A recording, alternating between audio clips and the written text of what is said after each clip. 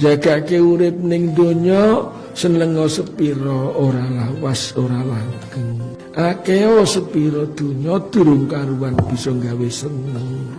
Niki urip ning donya pun diwolak-walik nggih sami mawon kaya ngeten. Sing sugih ya duwe susah, sing kere ya duwe bunga. Mula ora usah dirasake jero-jero, mundak malah dadi awake ora karu-karuan. Pikirane bingung, atine peteng, njur kudu piye ora ngerti. Mila pun kanten kalih mawon. Siji selawate sing kenceng, nomor kalih ngaji sing sregep. Pun kaya niki insyaallah selamat Allahumma